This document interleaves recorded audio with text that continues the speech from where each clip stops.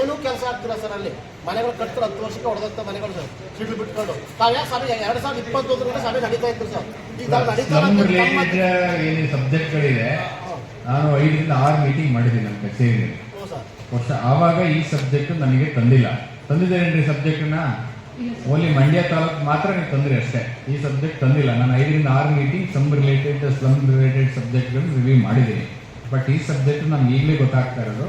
Shortly ಇನ್ನೊಂದು meeting ನಾನು ಕರೆದು ಅವ್ರನ್ನೂ ಕರೆಸಿ ಡಿಸ್ಕಸ್ ಮಾಡಿ ಏನು ಅವರಿಗೆ ಪರಿಹಾರ ಕಂಡಿಡ್ಬೇಕು ಖಂಡಿತವರು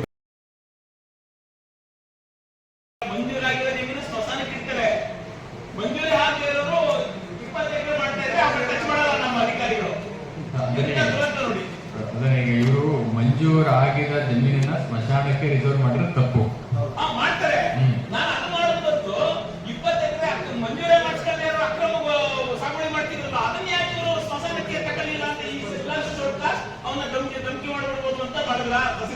ಅದೇ ಸರ್ವೆ ನಂಬರ್ ಜಾಗ ಇದೆಯಾ? ಓಕೆ. ಒಂದು ವೇಳೆ ಅವರಿಗೆ ಮಂಜೂರಾತಿ ಆಗಿರೋದು ದೃಢಪಟ್ಟಿದ್ರೆ, ದಾಖಲೆಗಳಿದ್ರೆ, ದುರಸ್ತಾಗಿದ್ರೆ ಸ್ಮಶಾನಕ್ಕೆ ಇಟ್ಟಿರೋ ಜಾಗನ ಕ್ಯಾನ್ಸಲ್ ಮಾಡ್ಬೇಕಾಗುತ್ತೆ. ಕ್ಯಾನ್ಸಲ್ ಮಾಡಿ ಬೇರೆ ಕಡೆ ಸ್ಮಶಾನಕ್ಕೆ ಇಡಬೇಕು. ಇದರ ಅರ್ಥ ಆಯ್ತಾ?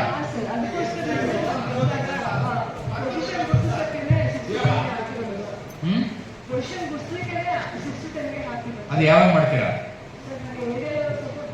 ಈಗ ಅವ್ರು ಮಂಜೂರಾತಿ ನಕ್ಷೆ ತೆಗೆದು ನೋಡ್ರಿ ಗೊತ್ತಾಗತ್ತಲ್ಲ ಯಾವಾಗ ಮಂಜೂರಾಗಿದೆ ಅಂತ. ಅದ್ರ ಬೇಸ್ ಮೇಲೆ ಪ್ರಪೋಸಲ್ ಬಿಲ್ಟ್ ಮಾಡಿ ಕ್ಯಾನ್ಸಲೇಷನ್ ಕಳಿಸಿ. ಸ್ಮಶಾನ ಜಾಗನ ಒಂದೇ ಆರ್ಡರ್ ಅಲ್ಲಿ ಕ್ಯಾನ್ಸಲೇಷನ್ ಮಾಡಿಸಿ, ಇನ್ನೊಂದು ಆರ್ಡರ್ ಅಲ್ಲಿ ಬೇರೆ ಜಾಗ ಆಲ್ಟರ್ನೇಟಿವ್ ಲ್ಯಾಂಡ್ ಕೊಡಿ. ಸೊ ವಿತಿನ್ 20 days ಅಲ್ಲಿ ಮಾಡಿ ಕಳಿಸ್ಬೇಕು. ಓಕೆ ಆಯ್ತು, ನೋಡಿ ಚೆಕ್ ಮಾಡಿಸಿ.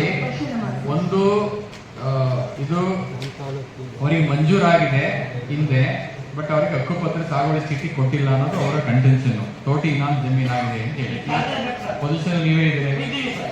ಆಯ್ತು, ಅದನ್ನ ನೋಡಿ ವೆರಿಫೈ ಮಾಡಿ ರೆಕಾರ್ಡ್ಸ್ ಬಿಲ್ಟ್ ಮಾಡಿ ನೀವು ವಿತಿನ್ 1 month ಅಲ್ಲಿ ಅವರಿಗೆ ಅದನ್ನ ಅಟೆಂಡ್ ಮಾಡಿ ಕೊಡ್ಬೇಕು.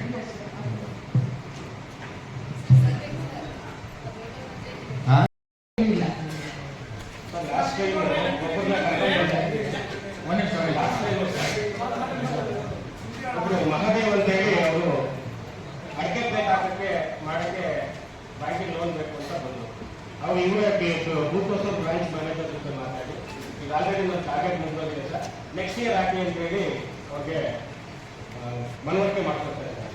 ಈಗ ನೆಕ್ಸ್ಟ್ ಇಯರ್ ಅಷ್ಟರಲ್ಲಿ ಅವ್ರಿಗೆ ಮನಸ್ಥಿತಿನೇ ಚೇಂಜ್ ಆಗುತ್ತದೆ. ಸೊ ಸ್ಕೀಮ್ ಇದೆ, ಫಂಡ್ ಇದೆ, ಯಾಕೆ ದುಡ್ಡು ಕೊಡಕ್ಕೆ ಇವರು ಈ ಪರಿಶಿಷ್ಟ ಪಂಗಡ ಪರಿಶಿಷ್ಟ ಜಾತಿಯವರಿಗೆ ಬ್ಯಾಂಕುಗಳಲ್ಲಿ ಮತ್ತು ಸ್ಥಳೀಯ ಸಂಸ್ಥೆಗಳಲ್ಲಿ ಮತ್ತು ಅಂಬೇಡ್ಕರ್ ನಿಗಮಗಳಲ್ಲಿ ಮತ್ತು ಸಮಾಜ ಕಲ್ಯಾಣ ಇಲಾಖೆಗಳಲ್ಲಿ ಇಂಥ ಕಡೆ ಏನು ಸಾಲ ಸೌಲಭ್ಯಗಳು ಇರುತ್ತೆ ಅನ್ನೋದನ್ನ ಅವೇರ್ನೆಸ್ ಮಾಡಿ ಅವೇ ಸೂಕ್ತವಾಗಿ ನೀಡ್ತು ಅಂದ್ರೆ ಅಲ್ಲಿಗೆ ಉತ್ತಮವಾಗಿ ಆರ್ಥಿಕವಾಗಿ ಸಬಲೀಕರಣ ಆಗ್ತಾರೆ. ಅದಲ್ಲದೆ ಇರೋದಕ್ಕೆ ಇವತ್ತು ಮೈಕ್ರೋ ಫೈನಾನ್ಸ್ ಅವಧಿಗಳು ಪ್ರತಿ ಊರುಗಳಲ್ಲೂ ಪ್ರತಿ ಏರಿಯಾಗಳಲ್ಲೂ ಎಲ್ಲ ಕಡೆಯೂ ಕೂಡ ಹಾವಳಿಯಿಂದ ಜನರು ಆ ಮೊರೆ ಹೋಗಿ ಸಾಲ ಸೌಲಭ್ಯಗಳನ್ನ ಪಡ್ಕೊಂಡು ಕಟ್ಟಕ್ಕಾಗದೇ ಇರುವಂತ ರೀತಿಯಲ್ಲಿ 20% 30% ಬಡ್ಡಿ ಆ್ಯಡ್ ಮಾಡಿ ಅವ್ರನ್ನ ಜೀವ ಹಿಡಿತಿರುವಂತ ಸಂದರ್ಭದಲ್ಲಿ ಅವರು ಆತ್ಮಹತ್ಯೆಗಳ ಕಡೆ ಮುಖ ಮಾಡ್ತಾರೆ, ಅವ್ರನ್ನೇ ಊರೇ ಹೋಗ್ತಾರೆ, ವಲಸೆ ಹೋಗ್ತಾರೆ. ಇದನ್ನು ತಪ್ಪಿಸ್ಬೇಕು ಅಂತಂದ್ರೆ ಸರ್ಕಾರಿ ಸ್ವಾಮ್ಯದ ಸವಲತ್ತುಗಳನ್ನ ಸಂಪೂರ್ಣವಾಗಿ ಜಾರಿ ಮಾಡೋದಕ್ಕೆ ನೀವು ಕಠಿಣ ಕ್ರಮ ಕೈಗೊಳ್ಳಬೇಕು. ಆಮೇಲೆ ಕೆಲವೊಂದು ಸ್ಕೀಮ್ಗಳಲ್ಲಿ ಸರ್ ಸಿಬಿಲ್ ಸ್ಕೋರ್ ಅವಶ್ಯಕತೆ ಇಲ್ಲ ಸರ್, ಅದು ಹೇಳಿರ್ತಾರೆ. ಆದ್ರೂ ಇವರು ಸಿಬಿಲ್ ಸ್ಕೋರ್ ಇಲ್ಲ ಅನ್ನೋ ಒಂದೇ ಒಂದು ಕಾರಣ ಇಟ್ಕೊಂಡು ಬ್ಯಾಂಕ್ ಅವರು ಅರ್ಜಿಯನ್ನು ವಜಾ ಮಾಡ್ತಿದ್ದಾರೆ.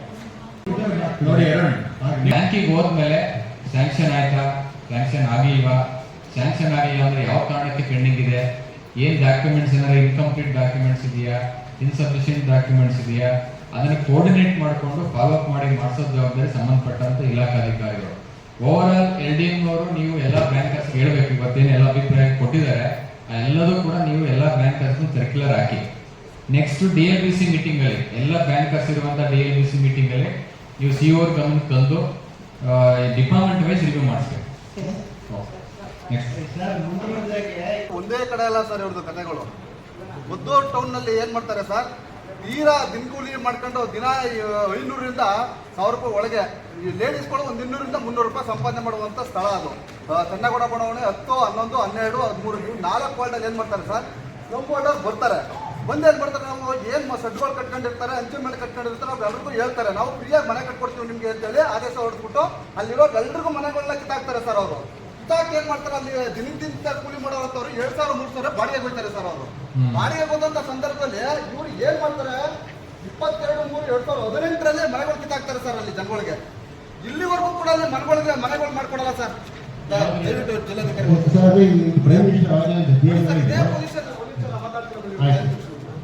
ಏನ್ ಮಾಡ್ತಾರೆ, ಪ್ರತಿಯೊಬ್ಬರಿಗೂ ಇದು ತಾನೇ ಮದ್ದೂರು ತಮಿಳ್ ಕಾಲೋನಿ ಇದ್ರದ ಇಲ್ಲ ಸರ್, ಚೆನ್ನಗೌಡ ಬಡಾವಣೆ ಸರ್. ನೋಡಿ ಸರ್, ಇವ್ರಿಗೆ ಸರ್ಕಾರದಿಂದ 497,46,000 ದುಡ್ಡು ಬಂದಿರ್ತದೆ ಸರ್ ಚೆನ್ನಗೌಡ ಬಡಾವಣೆ 10 ಮತ್ತು 11ನೇ ವಾರ್ಡ್ಗೆ. ಇದರಲ್ಲಿ ಫಲಾನುಭವಿಗಳ ದುಡ್ಡು ಹಾಕೊಂಡು ಮನೆ ಕಟ್ಕೊಂಡಿದ್ದಾರೆ ಹೊರತು ಇವ್ರು ₹1 ಖರ್ಚು ಮಾಡಿ ಮನೆ ಕಟ್ಕೊಳ್ಳಿ ಸರ್. ಇವ್ರ ಕೂಡಲೇ ಆಕ್ಷನ್ ಆಗ್ಬೇಕು, ಅವ್ರನ್ನ ಸಸ್ಪೆಂಡ್ ಮಾಡ್ಬೇಕು ಸರ್. ಇವ್ರ ಇಲಾಖೆ ಸಂಬಂಧಪಟ್ಟ ಯಾರ್ಯಾರವ್ರೆ ಅವನ್ನೆಲ್ಲ ಅದು ದಾಖಲೆ ಕೊಡ್ತೀನಿ ಸರ್. ಸರ್ ಏನಾಗ್ತದೆ ಸರ್, ಅವರು 3 ವರ್ಷದಿಂದ ಅವರು ಡಿ ಡಿ ಕಟ್ಬೇಕು ಸರ್, ₹1,00,000 ಅವರು ಡಿ ಡಿ ಕಟ್ಟಿದ್ರೆ ಏನ್ ಮಾಡ್ತಾರೆ ಸರ್, ಫಲಾನುಭವಿವಂತಿಕೆ ಅವಂತಿಗೆ ಸರ್. ಸೊ ಹಾಗಾಗಿ ಇದು ಗಂಟೆ ಪೇಮೆಂಟ್ ಆಯ್ತಲ್ಲ ಸರ್, ಅವರಿಗೆ ರೇಟಿಂಗ್ ಕೊಟ್ಟಿದ್ದೀರಾ? ಕೊಟ್ಟಿದ್ದೀನಿ ಸರ್, ನೋಟಿಸ್ ಕೊಟ್ಟಿದ್ದೀನಿ ಸರ್. ಯಾರು ಡಿಡಿ ಕಟ್ಟಬೇಕು ದುಡ್ಡು ಕಟ್ಟಬೇಕು ಅಂತ ಹೇಳೇ ಇಲ್ಲ ಸರ್. ಇವರು ಫ್ರೀಯಾಗಿ ಮನೆ ಉಚಿತವಾಗಿ ಮನೆ ಕಟ್ಕೊಡ್ತೀನಿ ಅಂತ ಹೇಳಿದ್ರು. ಅವ್ರಿಗೆಲ್ಲರಿಗೂ ಆಸೆ ಹುಟ್ಟಿಸಿದ್ರು. ಪಾಪ ಅಲ್ಲಿ ಇರೋರು ಏನ್ ಮಾಡಿದ್ರು, ಶೆಡ್ ಅಲ್ಲಿ ಇದ್ದೀವಲ್ಲ ಏನೋ ಮನೆ ಕಟ್ಕೊಡ್ತಾರೆ ಸರ್ಕಾರದಿಂದ ಹೇಳಿ ಕಿತ್ತಾಕ್ಬಿಟ್ರು ಸರ್ ಅವರೆಲ್ಲ. ಅವರು ಸ್ಲಮ್ ಬೋರ್ಡ್ ಇದರಲ್ಲಿ ಸ್ಕೀಮ್ ಅಲ್ಲಿ ಫಲಾನುಭವಿವಂತಿಕೆ ಕೊಡ್ಲೇಬೇಕಾಗ್ತದೆ. ಅಲ್ಲ ಸರ್, ಅಲ್ಲೇ ಬಂದು ಇವ್ರು ಏನ್ ಮಾಡ್ತಾರೆ, ಈಗ ಅವ್ರು ಹೇಳ್ತಿರ್ತಕ್ಕಂಥ ಅಂಶದಲ್ಲಿ ಏನಿದೆ ಅಂದ್ರೆ, ಆಯ್ತು ಫಲಾನುಭವಿಗಳ ವಂತಿಗೆ ಕೊಡಬೇಕು. ಫಲಾನುಭವಿಗಳ ವಂತಿಗೆ ಎಷ್ಟಿದೆ ಅದನ್ನ ಕಂತಲ್ಲಿ ಕೊಡ್ಬೇಕು ಅಂತ ನಮ್ಗೆ ಒಂದೇ ಇಡೀ ಗಂಟೆ ಕೊಡ್ಬೇಕು ಅಂತ ಏನಿಲ್ಲ. ನಾವು ಮನೆ ಕಟ್ಕೊಡಿ, ಬಾಡಿಗೆ ಕೊಡೋ ದುಡ್ಡೇ ಕಂತು ಕಟ್ಕೊಂಡು ಹೋಗ್ತೀವಿ.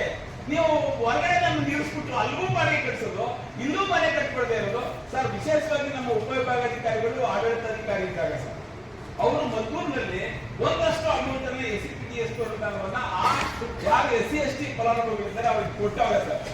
ಹೇಳಿದ್ರೆ ಸರ್ ಮಾಡ್ತೀನಿ ಅಂತ ಹೇಳಿ ಅಂತ ಬೇಗನೆ ಎಲ್ಲ ತಹಶೀಲ್ದಾರ್ ಕೂರಿಸ್ಕೊಂಡು ಒಂದು ತೀರ್ಮಾನಕ್ಕೆ ಬಂದು ಸರ್. ಯಾಕಂದ್ರೆ ಎಲ್ಲ ತಾಲೂಕುಗಳಲ್ಲಿ ಮತ್ತೆ ಅದನ್ನ ಇದಾಗದ್ ಬೇಡ ಸರ್, ಬೇಗ ಕೆಲಸ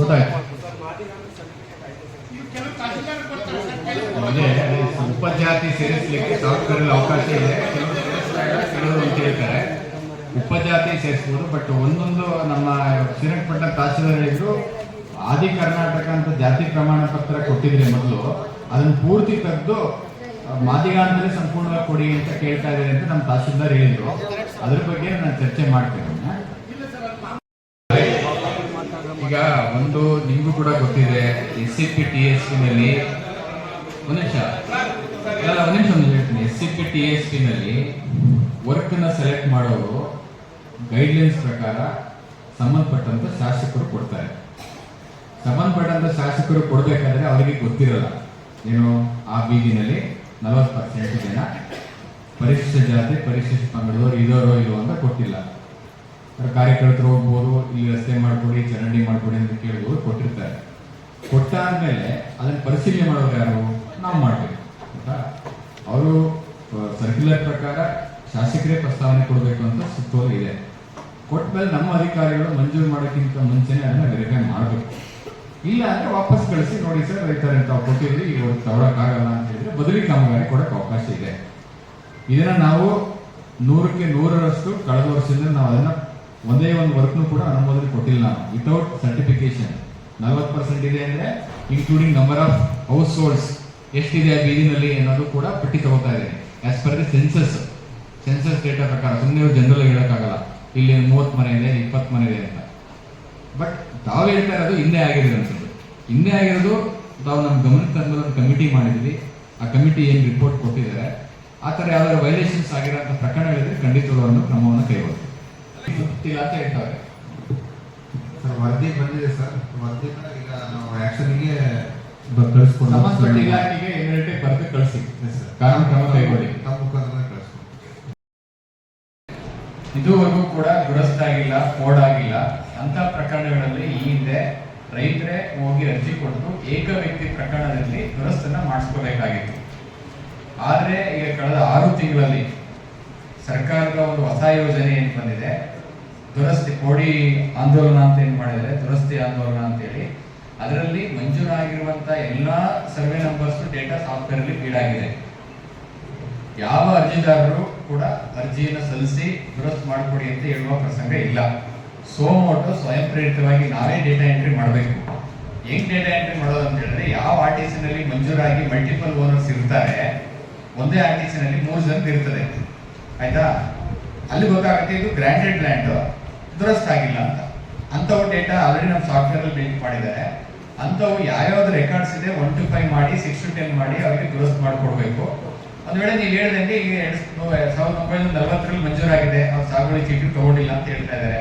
ಅಂತ ರೆಕಾರ್ಡ್ಸ್ ಅನ್ನ ವೆರಿಫೈ ಮಾಡಿ ಅವ್ರಿಗೂ ದುರಸ್ತು ಮಾಡ್ಕೊಡ್ಬೇಕು. ಒಂದ್ ವೇಳೆ ರೆಕಾರ್ಡ್ಸ್ ಇಲ್ಲ ಅಂದ್ರೆ ಮಿಸ್ಸಿಂಗ್ ಫೈಲ್ ಮಾಡಬೇಕು ಅಂತ ಸರ್ಕಾರದ ಸುತ್ತೋಲೆ ಆಗಿದೆ.